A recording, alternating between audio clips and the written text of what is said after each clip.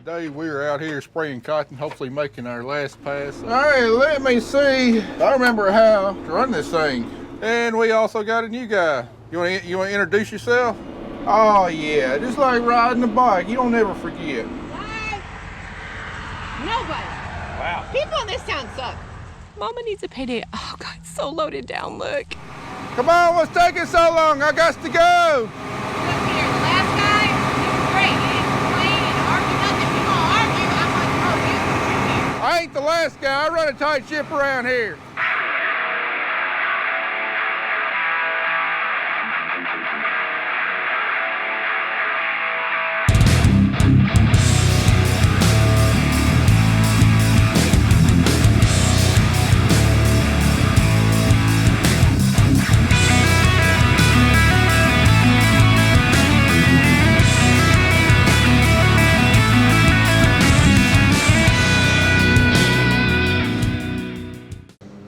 Well, what do we have here? No, don't get excited. I did not buy a track hoe.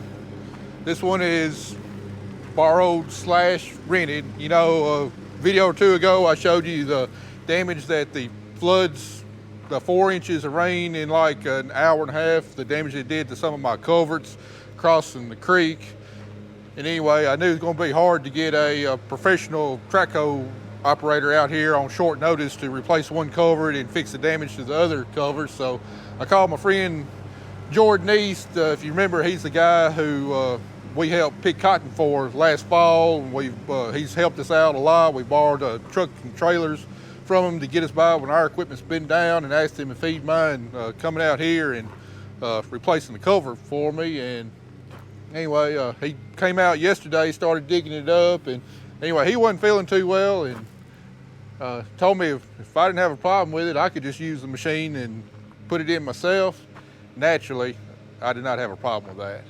So I've had quite a bit of experience on track hoes in the past, clearing out tree lines, but it's always been with rented machines.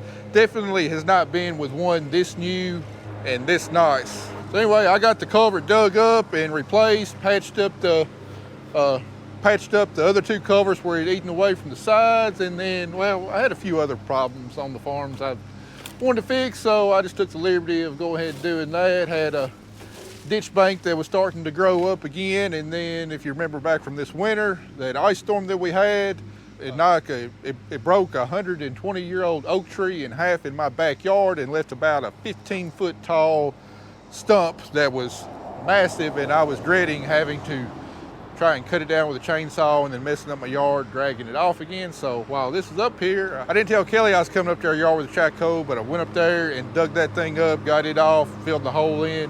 And that's one less problem I gotta look at every time I walk out my back door. But anyway, we're done with it. Of course, I'm gonna top it off with fuel and DEF and make it ready for them to use the next time.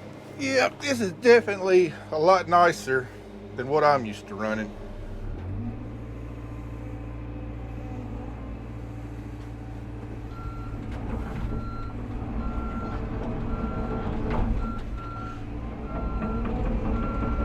Boy, I do love running a track hoe. You can do a lot of work with one of these things. Maybe one of these days I'll have one on my farm, but before I buy a track hoe, I gotta get me a baler picker.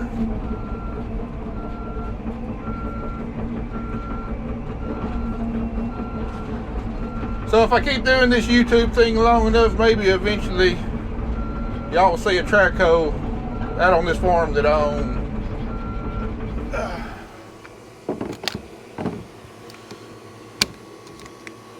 Jordan, I can't tell you how much I appreciate you bringing this out here, letting me use it. I already know that you're going to tell me I don't know you anything, so I'm not going to have this argument with you. I know you're probably watching this, so just going to let you know, just be watching your mailbox for something you can take your wife out for a nice evening before harvest gets started. And if you need anything this harvest, you know to call me first.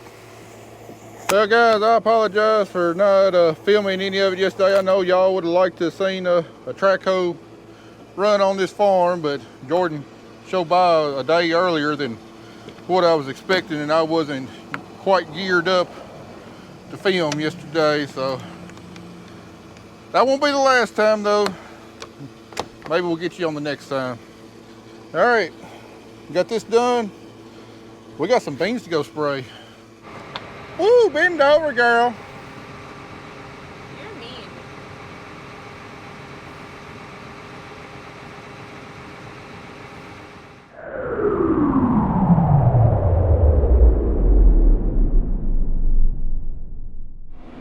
Alright guys, just like I promised, we out here spraying soybeans. This is definitely going to lay our soybeans by, be the last pass on them. And what we're spraying today is our double crop soybeans. We're out here spraying 2 different fungicides, an insecticide, and a foliar fertilizer.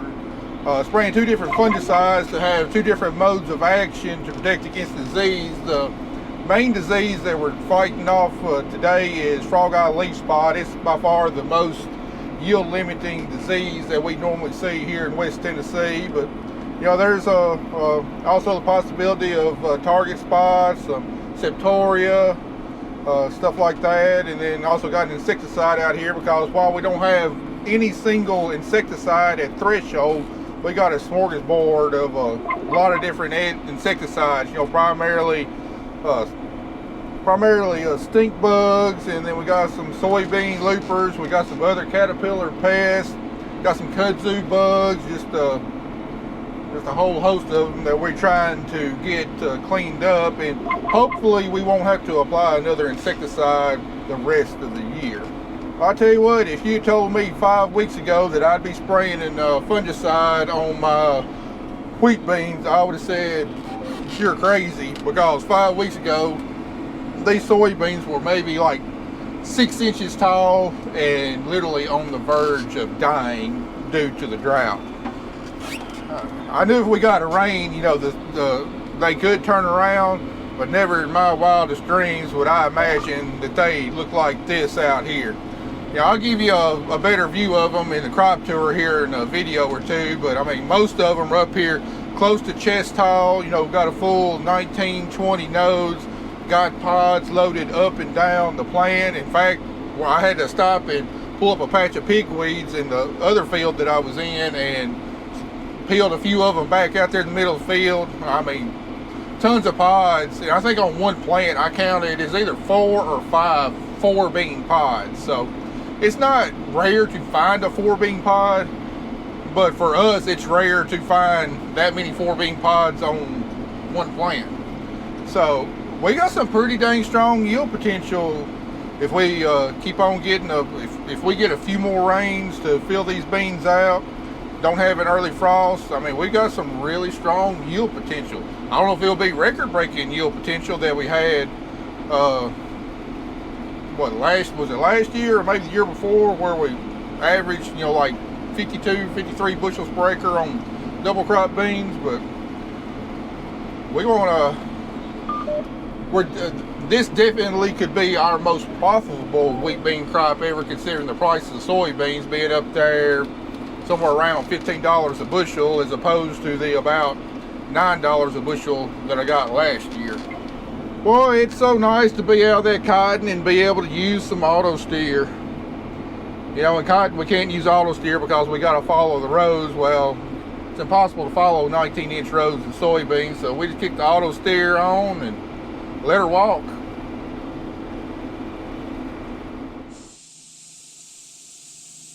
Just another moist, steamy day in West Tennessee.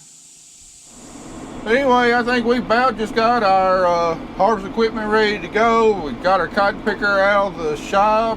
All it's got to be is fueled up. Got our corn header ready to go. I think our draper head, we just got to replace one poly pad, or we just got to replace one poly skid shoe on the bottom. Got our combine in the shop now. We get done spraying beans, we're going to work on changing the concaves in it and fixing those 2 oil lines, getting this set up for corn. Nothing else we got to do to it. So got our semi truck over at Best One, getting some brakes put on the truck, and they're performing an alignment on the trailer because I've got a little abnormal tire wear. on the front trailer axle. And after that, the only thing we got left to do is get our grain bin set up to get put grain in. Just gotta grease the elevator, the fans, and get the sweep augers placed, and be ready to put this pitiful corn crop in there. I'm thinking we're probably about a week to 10 days away from starting corn harvest. We might have some ready to harvest towards the end of next week, and then we got Labor Day that following Monday, so I don't know if we'll get any harvested before Labor Day or not, but I think it's starting to get pretty close. Well, anyway, guys, I'm going to keep on knocking these acres out. I'll bring you back when I got something interesting to talk about. Just out here spraying double crop beans, a fungicide and an insecticide, because the beans got rain, and we've been getting pretty constant rains for the last, I don't know, probably 3 or 4 weeks. So I come out and spray them. Not much to report from me. It's same thing, different day. In the truck, I fill them up, I go to the next field, go back, get water, fill them up, go to the next field. And in between then, sweat, and it's too expensive to run air conditioning in this diesel truck, so try and find some shade and read a book. That's all I got to report from me. I got nothing new. I'm sure Matt's explained everything, so it'd just be me repeating it.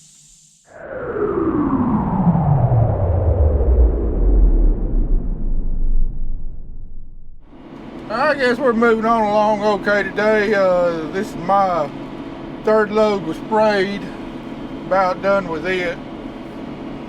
We'll try and fit in one more tonight before the sun sets. Don't know if I'll be able to do it or not.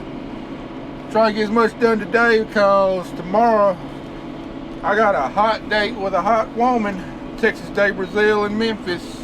Got reservations at 7:15, hour and a half drive there. And we'll have all these beans done before we gotta leave. We'll be a little bit farther along today if it wasn't for these blasted pigweeds. They ain't been awful, but I probably had to stop, I don't know, probably 10, 12 times, find a 2 or 3, scattered in one place. I seen some around the edges that I didn't stop and get those. I just made notes of them, and probably come back round Saturday on my side-by-side and take care of them. Oh, I hate freaking pigweeds. We've been dealing with them so long, it's kind of hard to remember before we had them. But I do remember things being a lot simpler and a lot easier during the summer when we didn't have to worry about them. It seems like I've been dealing with resistant weeds just about every year since I was born, with the exception of about, I don't know, about 7 or 8 years when Roundup was working good on everything. Heck, before that, before we had Roundup Ready crops, we had cuckleburs resistant to MSMA, and we had to do quite a bit of chopping then. That was a big problem weed in the 80s and early 90s. Everybody had to deal with. So, and I'm sure pigweed's not going to be the last one we got to deal with. There's always going to be some kind of battle we're fighting. Seems like no matter what science throws out there, Mother Nature finds a way to get around it and fight back even harder. See, there's one right there. It really hurts the efficiency when I gotta stop and get out and pull them up.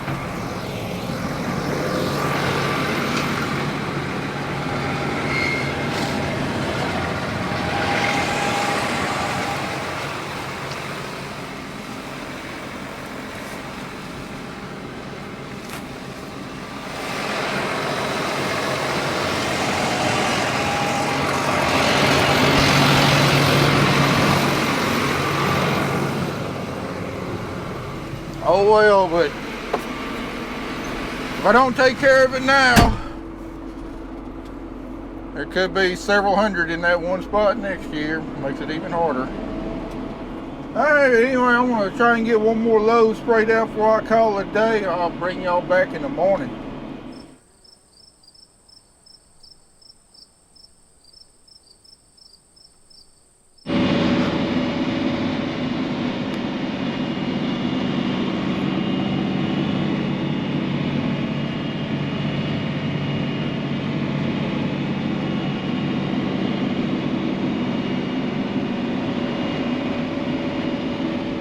Yesterday we got about half of our 525 acres of wheat beans sprayed. Gonna try and get the rest of them sprayed as quickly as we can today, cause I gotta go up to the house and get cleaned up around 5 o'clock cause of my hot date with my hot wife tonight. I don't have my lunchbox with me because I am getting prepared to embarrass myself down at Texas State Brazil tonight. Gonna have the meat sweats when I come home from Memphis.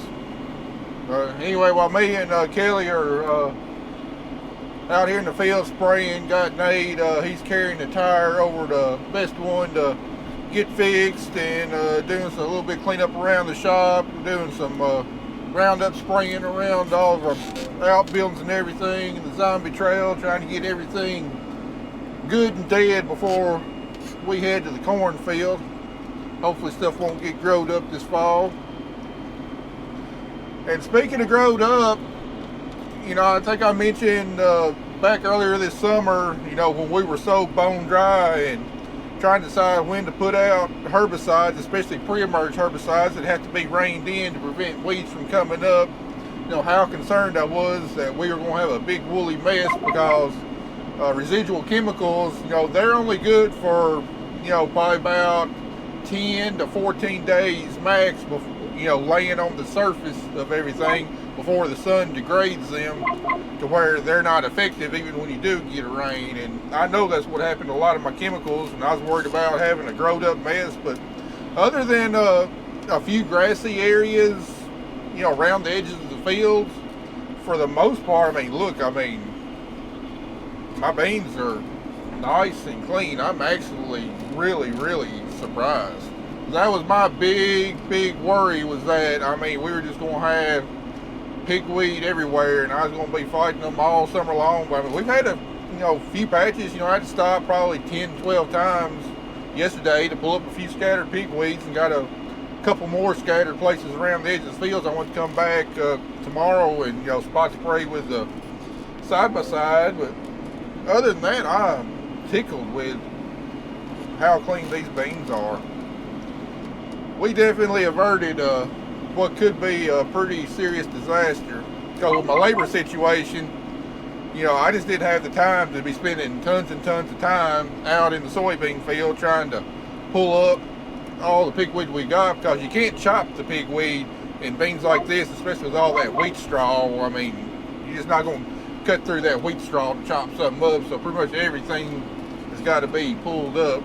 And these beans are not tolerant to liberty, so there's nothing I can spray over the top that's going to kill a big pigweed. You know, it's too late to legally spray dicamba.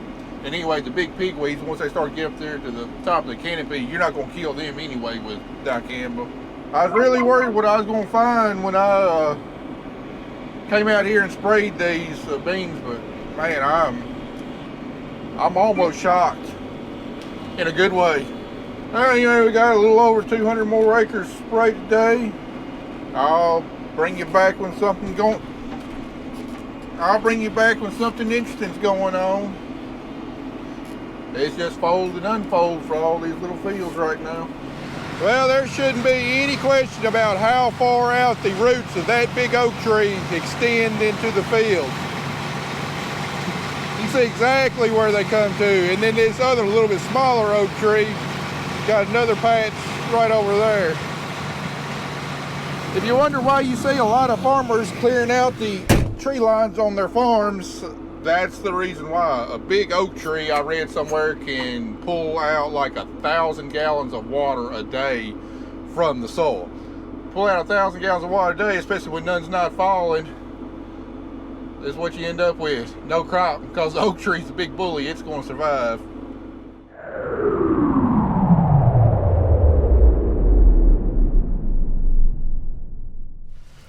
All right, we got over here onto the Campbell's home place and wanted to show you something.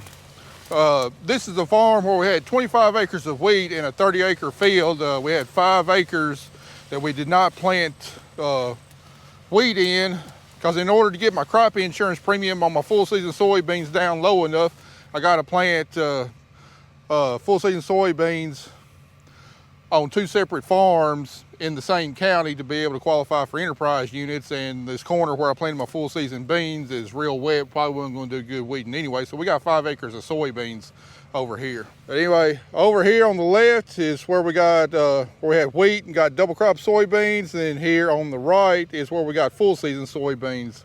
These full season soybeans were planted right there around the 1st of May. And then these were the last double crop soybeans that we planted, I don't know, there towards the end of June 23rd, 24th, something like that. But these are the same variety of beans, Pioneer 48A60s, both of them here.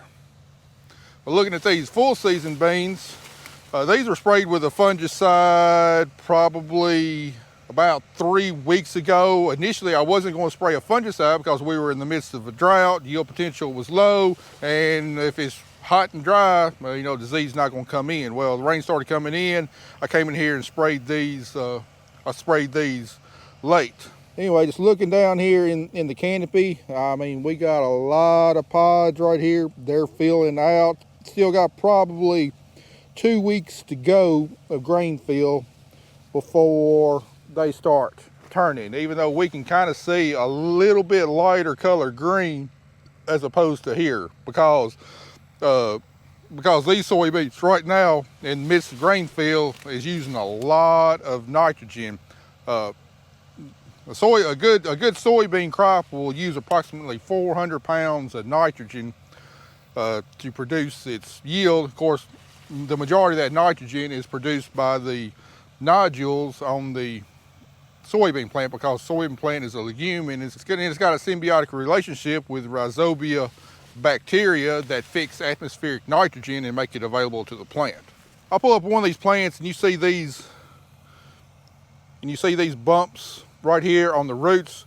These are the nodules that the rhizobia bacteria live in and convert atmospheric nitrogen into nitrogen that is in a plant available form.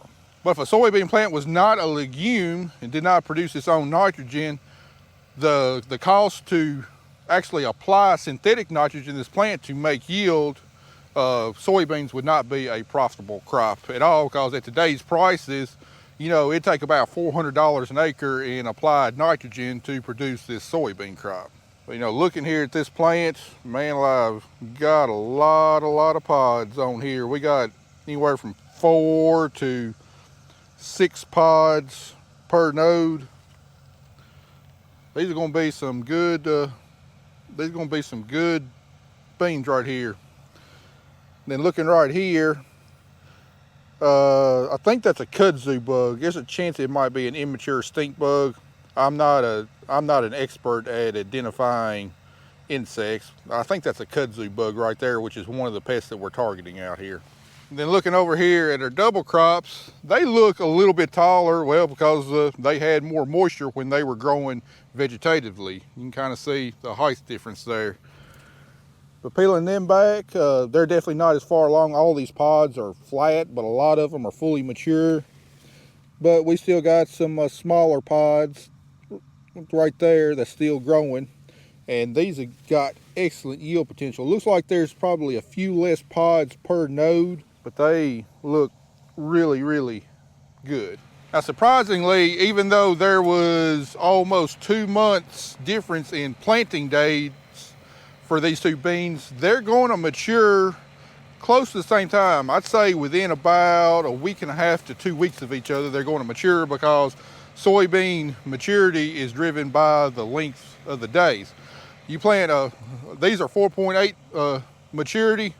planted around May 1st. The longest day of the year is June 21st, and that's kind of what triggers the reproduction cycle. So these have had a longer growing season. They've been able to capture more sunlight, thus they should make more yield, notwithstanding drought or anything like that. Whereas these were planted later, these were planted after the longest day of the year. So they go into reproductive mode quicker, and they don't have as long of a growing season to fill out and mature. Thus, they technically should make less yield, you know, notwithstanding a drought. Here's a good view of a lot of pods, because we've had some deer in there look like nipping on some leaves, kind of opened up the canopy where we can see down in there. But man, I don't think that there's another brand of bean out there in a 4.7, 4.8 maturity that is going to touch Pioneer Extend beans. They are just absolutely fantastic. And Dion, I know I was telling you about how to judge soybean maturity and when it's time to spray. If you look up here in the top of the plant, the R3 stage is when you have a 1/4 inch pod in the top 3 nodes. You know, see, we've got our skinniest leaves on top. That means that they're done growing vegetatively. So, you know, we got a little over 1/4 inch pod there. We've definitely got a little over 1/4 inch pod there. So these are at the very end of R3 entering R4. And, you know, this is typically the optimal time to apply a fungicide. Might not be the optimal time to apply an insecticide. That's why you need a crop scout to be able to determine if you got threshold levels of insects. Now, looking at defoliation, we've got a little bit of defoliation on the crop. Not terrible. We've got worse in other spots of the fields. You know, I'd estimate the defoliation on this at about maybe 5 to 10% defoliation, which is below threshold levels. I want to say somewhere around 20. Once you start seeing 25% defoliation, that's when you need to start spraying for pests that cause defoliation, like this worm here. Not sure what worm this is. I don't know if it's a soybean pod worm. Well, it's kind of like an army worm. That might be what it be. We'll go ahead and send him to his maker. But anyway, the disease that we're targeting mainly is frog eye leaf spot. If you look on that leaf right there, you can see a bunch of brown spots where the center is lighter and the outside edge of the spot has a dark ring around it. You know, that's frog eye leaf spot. And see, it's coming in pretty heavy right here. And we're right here close to the edge of where the double crop beans and the full season beans are. So likely this spot right here is a spot that Zach missed with a sprayer, didn't let his boom hang over quite far enough. I mean, we're kind of over here in the edge of the field. And then you get out here a little ways from the edge, and we still see just a little bit of frog eye, but it's not near as prevalent. So that kind of shows you the benefit of a fungicide. You know, what it would look like if it wasn't sprayed, and what if it was look like if it was sprayed. And then just looking here right next to the full season soybeans and the double crop, we see a little bit of frog eye starting to pop up. So ideally, we probably should have sprayed this with a fungicide last week. The disease has already started, but one of our fungicides is a curative fungicide, which should prevent this from spreading any more than what it already is. Just like that, after being out in this heat all day long, spraying is done, and now we're just waiting for corn harvest, which hopefully will be next week.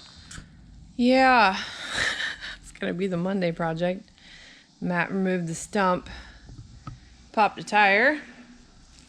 We're just gonna get odds and ends finished up, and then I think maybe next week towards the late of next week, we'll get in the cornfield. Until then, it's just odds and ends, odds and ends. Well, everybody, I lied last week. We didn't have our crops laid by. Got the call from the cotton scout today that apparently bollworms have made a big egg lay and are starting to hatch in some of my cotton. All my cotton we plant one older variety that's extremely high yielding, but it's only got the Bollgard 2 technology. That means it's only got 2 genes of BT technology in it to protect against worms. And well, over the course of years, because this is older technology, a lot of worms have become resistant to it, and technology doesn't work as well as it used to. And we had such a heavy egg lay the last week, we got to come in here and spray for them, because they can really do some serious damage, especially to young to medium-sized bulbs, which there's a lot of them out here. Well, got a couple pigweeds. Be back in a second. All right, where was oh yeah, we had a big egg lay. Some of the eggs already started hatching. They're eating on you know, up to nickel and quarter size bowls, which is a decent sized bowl. We got a lot of them out here for them to eat, but it's not my job to feed the worms. So we're out here trying to eradicate them. I had to scramble real fast because wasn't planning on spraying. It's getting late in the season. You know, chemicals have been in short supply all year long. Well, here at the end of the season, they're in even short supply because chemical retailers are really not trying to source any new products, because I mean, spraying season is primarily done. You know, the only people still spraying is maybe a few soybean producers, and then you know, a few cotton producers that have a little bit later maturing cotton. We were able to scrounge up enough chemical for us to get by this afternoon, and it'll be tomorrow morning before they'll be able to get me the rest of my chemicals. So we had to spray some pretty high dollar stuff for these boll worms.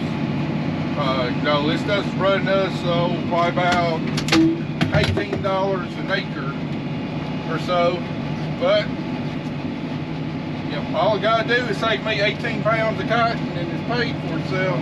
We got about we got to spray about 200 acres out of my 500 acres. We'll get that done this afternoon and tomorrow, and then the crops will be laid by. We ain't doing no more spraying. In fact, we're not going to have time to do any spraying because our corn is right there ready to start. I was wanting to start here in a couple days, but now that I'm having to spray, I just don't know if we're going to have everything done in time to get started this week. Might have to wait until next week, which is Labor Day's on Monday, so might start on Monday, might start on Tuesday. I just don't know yet. But that's your update for today, guys. I appreciate y'all watching. We'll see you in the next video.